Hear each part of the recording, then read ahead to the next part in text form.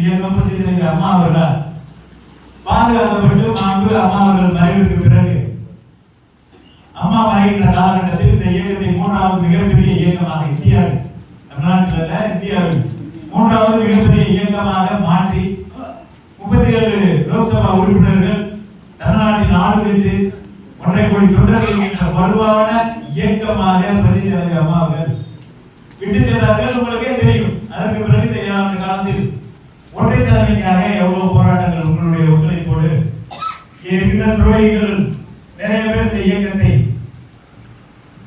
இயக்கம் முடிந்து விட்டது என்றெல்லாம் திராவிட முன்னேற்ற கழகத்தினரும் நம்முடைய இந்த துரோகி ஓ பன்னீர்செல்வம் உட்பட எல்லோருமே சொன்னார்கள்.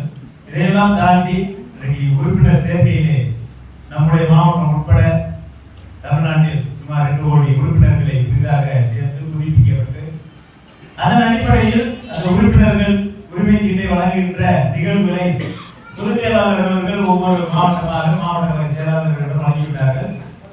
வழங்குகின்ற போது சில நிபந்தனைக்கு உட்பட்டு வழங்கினார்கள். ஏனென்றால் கசப்பான பல வரலாறுகள் உண்டு. காட்டை வாங்கிட்டு வருவாங்க மாவட்ட செயலாளர், வாங்கிட்டு வந்து ஒன்றிய செயலாளர் கொடுத்துருவாங்க, ஒன்றிய செயலாளர் கிளை செயலாளர் கொடுத்துருவாங்க.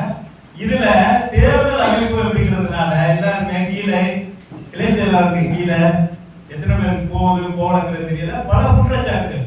நான் இந்த தொகுதி உட்பட மாவட்ட செயலாளர் மாநகர்ல இருந்து புறநகர் மாற்றிக்கின்ற போது இந்த தொகுதி உட்பட இந்த 3 தொகுதியும் பார்த்தீங்கன்னா ஒரு சில இடங்களில் எங்களுக்கு காடு வாங்கணும்னு தான் சொன்னாங்க. அதற்கு பிறகு சம்பந்தப்பட்ட ஒன்றிய கழக செயலாளர்கள் எல்லாம் பேசி கொடுக்கணும்னு சொன்னோம்.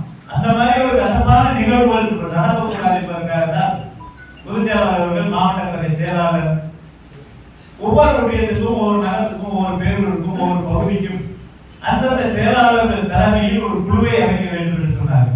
அதன் அடிப்படையில் பார்த்தீர்களானால் இந்த ஒன்றியத்துக்கு புலப்பாடி தெற்கு ஒன்றியத்திற்கு சகோதரர் டி.என். சிவகுமார், திருமதி செல்வமேரியார், நம் உறுப்பினர்கள் நீங்க சரி. அதுக்கு பிறகு அந்த குழு யார் சேர்த்துக்கிறாங்க சேர்த்துட்டு நீங்க எல்லாம் டீமா போய் ஒவ்வொரு ஊராட்சிக்கும் அங்கே ஒவ்வொரு அந்த இளைஞர் செயலாளர் கொடுத்துட மாட்டாங்க. அப்படி நல்ல ஒரு அதிகார விஷயம்.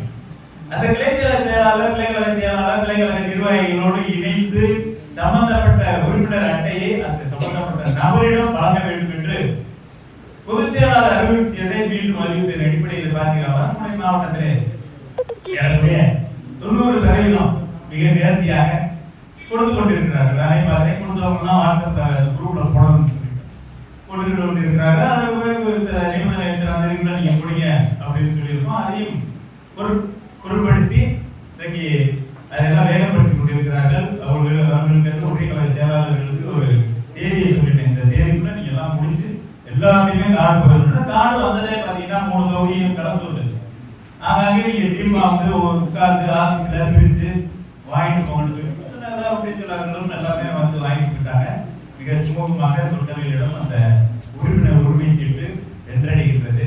நம்மை பொறுத்தவரை பல சவால்களை நாம் தற்போது எதிர்கொண்டிருக்கோம். உங்களுக்கே தெரியும். அம்மா அவருடைய மறைவுக்கு பிறகு அந்த எடப்பாடியார் தலைமையிலே 2021 சட்டமன்ற தேர்தல் நடைபெற்ற போதும் சரி, சமீபத்தில் நாடாளுமன்ற தேர்தல் நடைபெற்ற போதும் சரி, வாக்குகள் பார்த்தீர்களானால் பிரிந்து போய் கொண்டிருக்கிறது. காரணம் திராவிட முன்னேற்ற கழகம் ஸ்டாலின் பொய்யான வாக்குறுதிகளை தேர்தல் வாக்குறுதிக்கு அப்பாற்பட்டு மத ரீதியாக, இன ரீதியாக பிரிக்கின்ற வேலையை ஸ்டாலின் பார்த்து கொண்டிருக்கிறார். இந்த தொகுதியிலே இந்த ஒன்றியத்துக்கு உட்பட்ட பார்த்தீங்கன்னாலே எவ்வளவு ஓட்டு கொடுத்தது. நாடாளுமன்ற அந்த தேர்தல் சம்பந்தமான ஆலோசனை கூட்டம் நடக்க நம்முடைய பொதுச் செயலாளர் உத்தரவிட்டு அந்த தேதி குறிப்பிட்ட முன்பாக ஒவ்வொரு ஒன்றிய கழக செயலாளருக்கும், நகர கழக செயலாளருக்கும், பேரூர் கழக செயலாளருக்கும், பகுதி கழக செயலாளர்களுக்கும் உங்க ஒன்றியத்துக்கு உட்பட்ட வாக்குச்சாவடிகளில் நாம் இந்த முறை இவ்வளவு ஓட்டு வாங்கியிருக்கிறோம். 2021 சட்டமன்ற தேர்தலில் இவ்வளவு ஓட்டு வாங்கணும், 2019 நாடாளுமன்ற தேர்தலில் இவ்வளவு ஓட்டு வாங்கணும்.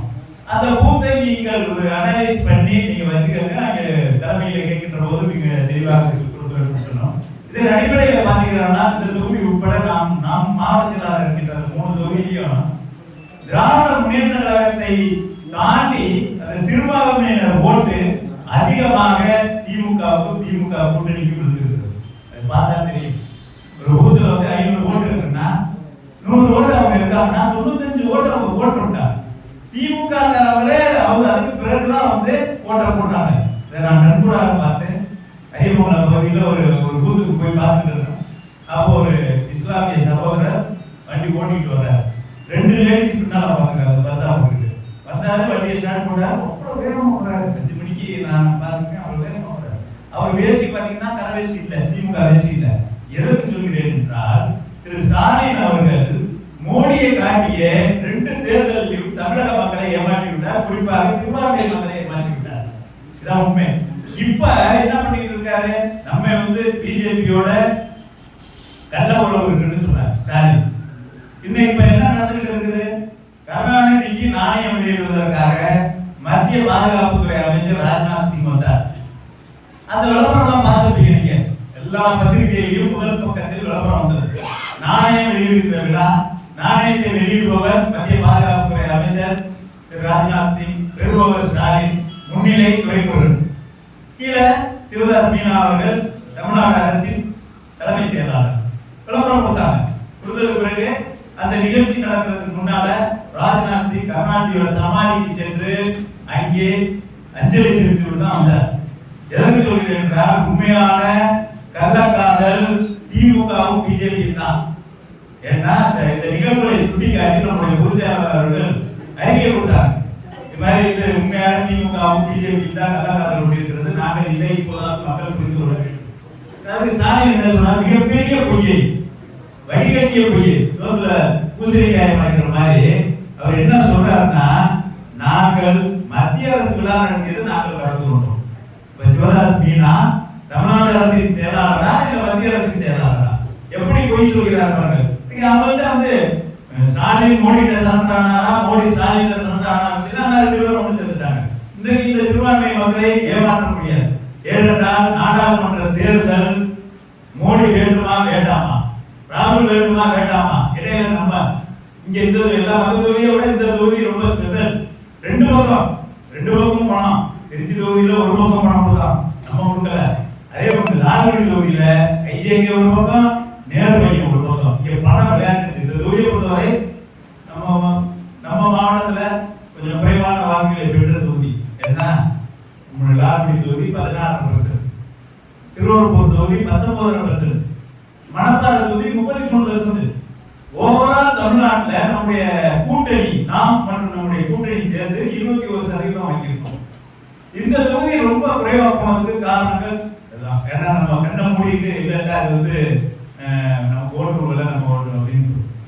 ஒரு பக்கம் நேரோட மகனுக்காக பணம் தண்ணீராக விளையாடுகிறது, இன்னொரு பக்கம் ஐஜேக்கு அவங்க பணத்தை தண்ணீராக. நடுவில் நம்முடைய ஓட்டு ரஜினிகாந்த் மாதிரி ஒரு ஓட்டு 100 ஓட்டுக்கு சமம், ஒரு ஓட்டு 1000 ஓட்டுக்கு சமம் இந்த லால்குடி தொகுதியை பொறுத்தவரை. எனவேதான் யாரும் மன ரீதியாக விரிவடைய வேண்டாம். இந்த நாடாளுமன்ற தேர்தலில் நாம் பெற்ற ஓட்டு குறைவு என்று யாரும் மன ரீதியாக விரிவடைய வேண்டாம். ஏனென்றால் இங்கே இதை முடிவு செய்தது பணம். எனவே நீங்கள் இந்த தொகுதியை பொறுத்தவரை தொடர்ந்து திமுக ஏதோ ஒரு விபத்திலே, நான் செய்கின்ற தவறிலே, நம்முடைய வேட்பாளர் தேர்வுகள் ஏதாவது வேட்பாளர் தேர்வுகள் நடக்கிறதுலையும் சரி, அதே போல் கூட்டணிக்கு கொடுக்கிறதுலையும் அந்த தவறுகளை அவர்கள் பயன்படுத்தி 4வது முறையாக சட்டமன்ற உறுப்பினரானார். 4வது முறையாக சட்டமன்ற உறுப்பினரான அவருக்கு என்ன மரியாதை கொடுத்து கொண்டிருக்கிறார் என்பது உங்களுக்கே தெரியும். ஏன்னா அவரை மட்டும் அவர் புறக்கணிக்கவில்லை, இந்த தொகுதி மக்களை உதாசீனப்படுத்துகிறார் நேரத்தில். ஏனென்றால் அவர் எப்படி செயல்படுகிறார் இந்த சட்டமன்ற உறுப்பினர் என்று நமக்கு தெரியாது. சட்டமன்ற உறுப்பினரை உதாசீனப்படுத்த வேண்டும், ஏதாவது நிகழ்ச்சிக்கு அழைக்கக்கூடாது, அசிங்கப்படுத்த வேண்டும் என்ற செயல்பாடு நேரோட செயல்பாடு அந்த மக்களை, ஓட்டு போடுற மக்களை அசிங்கப்படுத்துறது மாதிரி இருக்கிறது. இந்த சட்டமன்ற தேர்தலில் இந்த தொகுதி உட்பட காரணம் நடந்துள்ள நாடாளுமன்ற தேர்தல் மத்தியில யார் பிரதமர் என்பதை முடிவு செய்கின்றது. இந்த சட்டமன்ற தேர்தலை பொறுத்தவரை மாநிலத்தை யார் ஆளக்கூடிய தகுதி படைத்தவர், யார் நன்றாக ஆண்டார், யார் மக்கள் பணி ஆற்றினார் என்பதை நிர்ணயிக்கின்ற தேர்தல். அப்படி வருகின்ற போது எடப்பாடியார் அவர்கள் நன்றாக செம்மையான ஆட்சி செய்தார் என்பது மக்கள் மனதில் பதிந்து விட்டது. ஸ்டாலின் இன்னைக்கு ஒரு உண்மையாக தன்னுடைய குடும்ப நலத்துக்காக ஒரு முதலமைச்சராக இருக்கிறார். அமெரிக்காவுக்கு இருக்கிறார். எதுக்கு போயிருந்தார்? முதலீடுகளை ஈர்க்க. ஏற்கனவே போனார், துபாய் போனாரு, சிங்கப்பூர் போனாரு, ஜப்பான் போனாரு. என்ன ஈர்த்துக்கிட்டு வந்தார்? அவர் ஏறக்குறைய 14 நாட்கள் டூர் போட்டு போயிருக்கிறார். அவர் அங்கே எதுக்கு போறாரு என்னன்னு நமக்கு தெரியாது, அவருக்கு தான் தெரியும். ஏன்னா இடையில அவருடைய டூர் ப்ரோக்ராம் பார்க்கும்போது இடையில 5 நாள் கேம்ப் இருக்கு. நிகழ்ச்சி அஜெண்டா போடுறாங்க இல்லையா, அதில் பார்த்தீங்கன்னா இங்கேருந்து போய் இறங்குறதுலேருந்து திருச்சி சென்னை வர்ற வரையும் அந்த ப்ரோக்ராம் போட்டுருக்காங்க. அதில் இடையில 5 நாள் மர்மமாக இருக்கிறது. என்ன மர்மம்னு தெரியல. எப்படினாலும் ரைட்டு, அவர் இன்னைக்கு தமிழ்நாட்டின் முதலமைச்சராக இருக்கிறாரு. தமிழ்நாட்டின் மக்கள் கட்டுகின்ற வரி பணத்திலே அவர் சொகுசாக அவர் குடும்பத்தோடு எல்லா நாடுகளுக்கும் சுற்றுப்பயணத்தை மேற்கொள்கிறார். காரணம் 26 நடக்கின்ற சட்டமன்ற தேர்தலில் நிச்சயம் திமுக வெற்றி பெறாது என்பது அவருக்கே தெரியும். எனவேதான் அவர் உருவாகிறார். இங்கே இடையிலே திரு அண்ணாமலை அவர்கள், அவர் வாய்ச்சொல்லி வீரர், அவர் பேசுகின்ற பேச்சு, மேடையில் என்ன பேசுகிறாரோ அந்த பேச்சு அடுத்த நாள் நீங்க பாத்தீங்கன்னா கேள்வி குத்தாகிவிடும். அவர் என்ன பேசுறாரு, நீங்க என்ன பேசுறாரு ஒரு வாரம் கழிச்சு அதை பாருங்க. அவர் கேள்வி குத்தாங்க, திமுகவின் ஊழலை நான் வெளியிடுவேன், பையன் 1 2 3 பிடிஆர் தியாகராஜன், பள்ளிகள் தியாகராஜன் 30,000 கோடி ஸ்டாலின் குடும்பம் கொள்ளையடித்து கொண்டு வைத்திருக்கிறது. ஸ்டாலினுடைய மருமகனும் மகனும் என்ன செய்வது என்பது தெரியாமல் தவித்துக் கொண்டிருக்கிறார்கள் என்று பிடிஆர் பள்ளிகள் தியாகராஜன் சொன்ன அந்த வாய்ஸை வெளியிட்டது திரு அண்ணாமலை. அது சம்பந்தமா மத்திய அரசு கொண்டிருக்கல, என்ன நடவடிக்கை எடுத்தீங்க? இப்படி அவங்களை மிரட்டி பிளாக்மெயில் செய்து ஏதோ ஒரு குறைந்தபட்ச ஒரு செட்டில்மெண்ட் திமுகவுக்கும் பிஜேபிக்கும் ஆயிருக்கு. எனவே எதற்கு சொல்கிறேன் என்றால், நமக்கு வாக்குகள் அளிக்காமல் திமுக கண்மூடித்தனமான திமுகவின் ஆதரவை சிறுபான்மையினர் திமுகவுக்கு ஆதரவாக இருக்க வேண்டும் என்ற மனநிலையில் இருந்தார்கள். இப்போது குறைகிறது. அதற்கு அப்பாற்பட்ட அரசு ஊழியர்கள் பழைய ஓய்வூதிய திட்டத்தை நிறைவேற்றுவேன் என்று ஸ்டாலின் வாக்குறுதி கொடுத்தார். அதற்கு பிறகு நிறைவேற்றவில்லை. பார்த்தீங்கன்னா ஆசிரியர்களுக்கு சம்பளம் போட பணம் இல்லை என்கின்ற அளவுக்கு தமிழ்நாடு அரசு போய் கொண்டிருக்கிறது. கடன் வாங்கி கொண்டிருக்கிறார். கடன் மேல் கடன். புரட்சி தலைவி அம்மா அவர்கள் 2011 முதலமைச்சராக வந்த போது கருணாநிதி விட்டு சென்ற கடன் 50,000 கோடி. 10 ஆண்டு காலம் நாம் புரட்சி தலைவி அம்மா அவருடைய ஆட்சி, அந்த எடப்பாடியார் ஆட்சி. இந்த ஆட்சி முடிந்ததுக்கு பிறகு 2021 திமுக அரசு பொறுப்பேற்ற போது 1,55,000 கோடி கடன். ஏறக்குறைய 10 ஆண்டு காலத்தில் நம்முடைய அரசு வாங்கிய கடன் 1 லட்சம் கோடி. இன்னைக்கு 2021 இருந்து இன்றைய தினம் வரை இந்த கடனுக்கு அப்பாற்பட்டு புதிதாக ஸ்டாலின் வாங்கி இருக்கிற கடன் 3,75,000 கோடி. பாத்தீங்க, 3 வருஷத்துல ஒரு வருஷத்துக்கு 1 லட்சம் கோடி வாங்குறாங்க. 10 வருஷத்துக்கு அம்மாவும் எடப்பாடியாரும் வாங்கிய கடன் 1 லட்சம் கோடி. 3 வருஷத்துக்கு இன்னைக்கு 3,75 லட்சம் கோடியை கடன் வாங்கியிருக்காரு. எதற்கு சொல்கிறேன் என்றால், தமிழ்நாட்டில் என்ன வளம் இருக்கிறது, எப்படி அதை தமிழ்நாட்டின் வளத்தை நாம் பெருக்கி தமிழ்நாட்டை வளர்ச்சி பாதையில் கொண்டு செல்ல வேண்டும் என்பதற்கு மாறாக திரு ஸ்டாலின் ஊதாரித்தனமாக தமிழக அரசின் கஜானாவை காலி செய்து. இதான் உண்மை. எனவேதான் வரும் சட்டமன்ற தேர்தலில் அனைத்து தரப்பு மக்களும் மிக வெறுப்பாக இருக்கிறார்கள். திமுகவை தவிர ஓட்டு போட வேண்டும், அதை யாருக்கு வேணுமானாலும் போடலாம் என்கின்ற மனநிலையை வாக்காளர்களே அனைத்து இந்திய அண்ணா திராவிட முன்னேற்ற கழகத்துக்கு இரட்டை சின்னத்திற்கு வாக்களிக்க வேண்டும் என்ற மனநிலையை கொண்டு வரக்கூடிய கடமையும் பொறுப்பும் கீழே இருக்கின்ற உங்களுக்கு தான் உண்டு. மாவட்ட செயலாளர் பார்த்துக்குவார், ஒன்றிய செயலாளர் பார்த்துக்குவார், துணை செயலாளர் பார்த்துக்குவார். அந்த செட்டப்பே வேணும். ஒவ்வொரு உறுப்பினர்களும் ஒவ்வொரு தொண்டர்களும் நாம் தான் இந்த இயக்கத்தை ஆட்சி கொண்டு வர வேண்டும் என்கின்ற முனைப்போடு செயல்பட்டால்தான் நாம் அண்ணன் எடப்பாடியார் அவர்கள் முதலமைச்சராக வர முடியும், அதிமுக ஆட்சிக்கு வர முடியும். அதிமுக ஆட்சிக்கு வந்தால் இந்த தொகுதி உட்பட இந்த தொகுதி நம்முடைய தொண்டர்களுக்கு பொறுத்தவரை, நிர்வாகிகளை பொறுத்தவரை ஒரு சவள பிள்ளையாக தான். என்றால் 2001 பாலம் சட்டமன்ற உறுப்பினரானதுக்கு பிறகு அதுக்கு பிறகு யாருமே நம்ம அதில் இல்லை. யாருமே பாப்பார் கேட்பார் இல்லாமல் இருக்கு. எனவேதான் இந்த தடவை நம்ம ஆட்சிக்கு வந்துட்டா நிச்சயம் இந்த தொகுதியை நல்லபடியாக கொண்டு வந்திருக்கலாம் மனநிலை தான் எனக்கு இருந்தது. துரதிருஷ்டவசமாக நம்முடைய ஆட்சி வரவில்லை. வரும் ஆண்டில் நம்முடைய ஆட்சி வருகின்ற போது இந்த தொகுதி ஒரு சிறப்பு எல்லாமே ஏமாத்துறாங்க. எல்லா தொண்டர்களும் சரி, நிர்வாகிகளும் சரி, அவங்க என்ன பண்ணுவாங்க, அவங்களுடைய மனநிலை நன்றாக புரிகிறது. எனவே நீங்கள் இந்த பூத்து கமிட்டி போடுறோம், பூத்து கமிட்டி போடுகின்ற போது அங்கே உட்படுறவங்களா போடுங்க. ஏன்னா பூத்து கமிட்டிக்கு 18 பேர், மகளிர் குழு, வாசனை குழு, இப்படி 54 பேர் நீங்க தான் கொடுக்குறீங்க. அதுதான் நம்மளும் அங்கே அனுப்புறோம். ரெக்கார்டு இருக்குது. நிறைய பூத்துல இங்கே வந்து